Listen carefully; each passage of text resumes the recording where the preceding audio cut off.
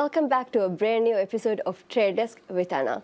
Trade Desk is a podcast series organized by the Ministry of Economic Development, Transport and Trade. And in this series, along with the ministry's own initiatives, we also bring to you stories about the various companies and institutions playing a vital role in the Maldivian economy. And in today's episode, we're focusing on the evolving economic partnership between India and Maldives. So from trade, investment, connectivity, and also upcoming agreements, there's a growing agenda aimed at deepening our cooperation. Today, we will have a look at where this relationship stands now and explore the opportunities that lie ahead, and also discuss how close economic ties can support the sustainable growth and prosperity of both of our nations. Joining me today to discuss this is the Indian High Commissioner to the Maldives, His Excellency Mr. G. Balasubramaniam. Mr. Balasubramaniam, thank you so much for giving us your time today, and welcome. Thank you, Anna. And first of all, namaste from India. Thank you so Assalamu much. alaikum. Walaikum salam. This is a great opportunity. Thank you for inviting me. You're welcome, and it's a great pleasure to have you here. So, as I've mentioned before, India is one of our longest and closest economic partners, and as trade between both the countries continue to grow, our businesses and investors are looking for more opportunities for collaboration. So from your perspective, could you tell us what are the key areas that are currently driving economic cooperation between India and Maldives? India has been a long-standing partner to Maldives, and as my Prime Minister, Mr. Narendra Modi, has very clearly mentioned that neighborhood first policy is the fulcrum of our diplomatic outreach. And in the neighborhood first policy, Maldives occupies a special place. So that is where we actually base our relationship with Maldives, which has been since 1965, for the past 60 years when we have established the diplomatic relations. Trade and economic cooperation is one of the key areas on which we have been working together with Maldives. The priorities, as you may see, is that in terms of trade, we are the largest, one of the largest trading partners. I would say we have crossed more than 550 million last year. Correct. And if you take into account the various things that come from other places which are also sourced from India, I think I would be not wrong in saying that India is the largest trading partner. Most definitely. There are various things in which we work together very closely in terms of, say, pharmaceuticals. No more than 65% of the pharmaceutical products that come to Maldives, both generic and branded, are from India. The essential commodities that have been a base on which we have been sending since 1981. A MOU was signed in 1981. And since then, every year, without fail, there has been a quota that has been allocated for Maldives for the supply of essential items, from food items to construction material. Even if there has been any disruption in the export policy of Government of India owing to internal requirements and other things, the supply to Maldives had never been stopped. So that is the MOU that we have. So out of these areas which you have mentioned, in which areas do you see the most growth for the future? I would say that the future lies in electronical cooperation, in the sense that we have fintech, we have energy supplies, we have renewable energy area, apart from the usual traditional areas of tourism and trade. We do have various things that we are working with Government of Maldives in terms of setting up, whether it is the UPI, which is a fintech thing that is going to come up. Yesterday, I was there in the Financial Expo that has been organized by MMA, and I could see the vibrancy over there and the kind of financial literacy that they had brought out in giving information to the people. And I saw some of the Payment Maldives stall was also there, with whom we are very closely working with. So there are financial tech is something, and the digital public infrastructure. These are two major areas on which I think we would be concentrating going forward. So these are some of the areas our businesses can focus on going forward. Absolutely. Now, beyond trade, investment is also becoming an increasingly important pillar of the bilateral relationship. What are the opportunities available for our investors and businesses in both India and Maldives? And also out of these areas, again, which areas would you say holds the greatest promise for future investment partnerships? I would say that India has been investing in Maldives for quite some time, both in the tourism sector and in agriculture also. Absolutely. There is an Indian company which is doing agriculture here in Ba Atoll. There is another Indian company which is going to perhaps start a poultry setup and chicken feed setup shortly within this year perhaps. These are some of the traditional areas in which we have been working, and to facilitate both sides, investors from both sides to work closely and to ensure that their investment is protected, the governments are also working on a bilateral investment treaty. We are also working on a free trade agreement, which is going to be, which we have negotiations for which have been started, and the terms of reference for that was signed during the visit of my Prime Minister last year. The areas in which India is also opening up on tourism, and there are many Indian companies which have actually already invested in the tourism sector, and I know that nearly about 6 to 7 of them are currently under construction in increasing the tourism resorts in Maldives. That is one area. Agriculture is another. And fintech and the coordination between Favara and UPI would open up a lot of opportunities. Port sector, the opportunities are numerous. So there's a lot of integration also that's supporting the broader economic growth for both the countries. That was actually supposed to be my next question, which was the free trade agreement. There's been growing discussions about the possibility of a free trade agreement, which could be huge for the economy. Could you tell us the benefits that this would bring to our exporters, consumers, and businesses? See, already we have an existing free trade agreement under SAARC regime, which is called as the SAFTA. Okay. So we are now going in for a bilateral free trade agreement, which would be SAFTA plus. So all the lines that were not open for Maldivians to export and for Indians to export or to coordinate in these areas would also be discussed during this thing. It would include goods and services both. You sell nearly $300 to $400 million worth of services to India. Yes, we do. In terms of tourism also. So yes, that is something which can be used as a base on which we can grow further. The tuna exports, we already have zero tariff for tuna in India. There are other areas, the other exports that you do are little less, but this free trade agreement would open up the opportunity for cross-border services trade, particularly if you are setting up with Maldives 2.0 digital transformation area that you're working on. The back offices or the integration in terms of the electronic communication part of it. Google is setting up a landing point in Maldives. So these would, huge opportunities would be opened up through these sectors. And India being a larger market wherein any kind of such product is almost always consumed fully.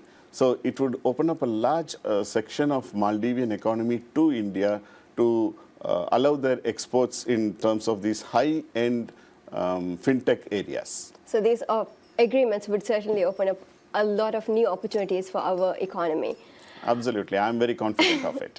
I wanted to ask you, could you tell us the importance of having a bilateral investment treaty for our countries? Certainly. Any two countries, any investor looking to invest in any particular country outside his own borders would be very much requiring information about how his or her investment is going to be secured. Whether that person's investment would be treated at par with the local investor. Of course, there are areas in which every country would restrict investment, but within that investment opportunity that exists, the investor would have to be convinced about the investment security that he is going to have. So, bilateral investment treaty provides this basic platform which will allow investors from both sides to be sure that their investment would not be, say, naturalized or nationalized and things like that. So it would give them good confidence to invest in each other's things. So that's why this is a very important agreement that we are working on. So it would improve investor confidence, also create a more predictable environment for businesses who are looking to invest in either of the countries. Absolutely. So it makes it safer for them to invest their money in. Then I wanted to ask you, the RuPay Card initiative has been one of the has been a strong pillar in strengthening our economic ties. Could you tell us the significance of this initiative? There are many, as I told you, nearly $300 million worth of services in tourism is being done. 140 to 150,000 Indians come over here. Lot many Maldivians go to India for studies and for medical treatment and other things. The presence of this RuPay card, and in addition to that, the UPI that we are working on bringing in to onboard it along with Favara, would certainly help both sides. In Maldivians going to India to use it through the RuPay card to be able to settle their payment and whatever payment that they have to make both to the hospitals or outside over there and to the educational institutions. Once it is all finally institutionalized, we are still in the process of doing it. And similarly, UPI would also provide a great opportunity to transact businesses personally, person-to-person businesses can be easily transacted. UPI, as you would know, is one of the largest growing mobile platform for transactions. In India, nearly about, why in India? On the overall, India, yes. On the overall, more than 50% of mobile transactions actually take place in under the UPI platform. So that is what it has got a very robust system through which it can be expanded, and that's what we are bringing to Maldives, which would help both Maldivians and Indians who are visiting each other. So this integration between Favara and the RuPay card would make transactions easier for businesses as well as individual people traveling to both the countries as well. Businesses is the second part. First, we will start with the people to people, and then people to business will follow. Okay, I'm sure such an integration would also help freelancers in our economy as well, get more business from your country as well. True. So talking about Maldivian businesses, especially micro to medium to small businesses, for them there's a growing interest in accessing larger markets such as India and also attracting new investment.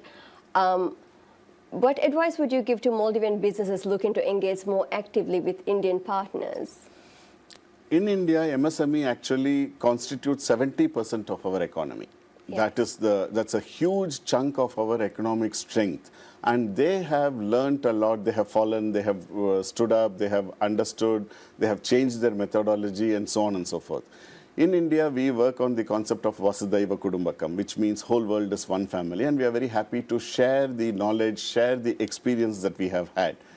Maldivian MSME and Indian MSME can certainly cooperate with each other. They can coordinate and collaborate in terms of, one, how things can improve in terms of small businesses, how they can grow internally, and two, how the small businesses can help each other in terms of supply, in terms of services and other things also, apart from the knowledge sharing. So we have MSME group of, like a chamber for MSME, we have MSME chamber, we have women MSME chamber, so on and so forth. And it is divided, separated geographically along the whole of the country.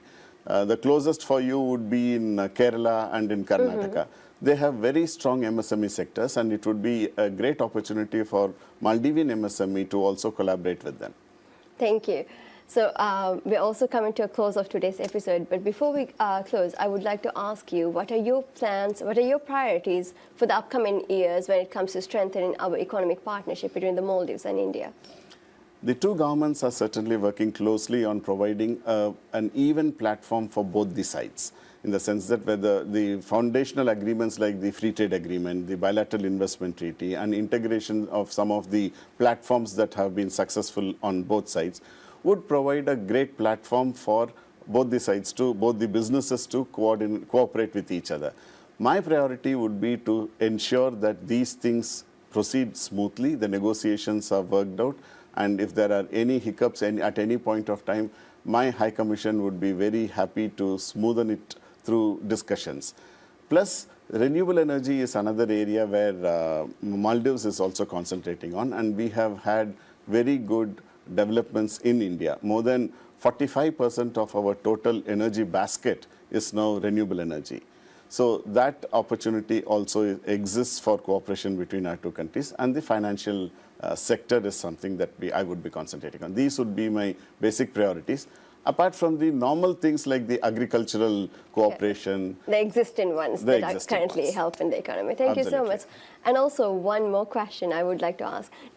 What message would you give to our businesses, investors, and young entrepreneurs in both India and Maldives? In India, the startup side is Yes. something that has actually come up in a big way. We have had more than 100 unicorns which have been set up in the past 5 years alone. A unicorn is a startup which has attracted $1 billion of investment in each. Very successful ones. Very successful ones. And there are hundreds of thousands of other startups which have come up also. So that is one area where I think we can learn from each other. Maldivian businesses can look at it. For example, I'll just tell you, there is one on millet. Just on millets alone, which is supposed to be the superfood of the future, which has been, because of its low glycemic value and so on and so forth, a health food. Indian millet revolution has actually hit the roof, I would say. Just in one state of Andhra Pradesh, more than 300 startups have come only on millet. So millet, any particular issue may be perhaps a very small thing to look at, but there are so many opportunities that flow out of each of those concepts. And that is where we can learn from each other and we can help each other. And I would certainly encourage the Maldivian MSME, the entrepreneurs and the youth to look at the experiences that Indian MSMEs and Indian startups have had and replicate it, adapt it to the local situation. Thank you so much for all the valuable information and insights you've shared with our audience today. Thank you so much. Thank you, Anna. Namaste from India once again. Thank you. That is all on today's episode on Trade Desk, and I hope today's episode gave you valuable insights on the growing economic partnership between the India and Maldives. Thank you so much for watching, and see you again.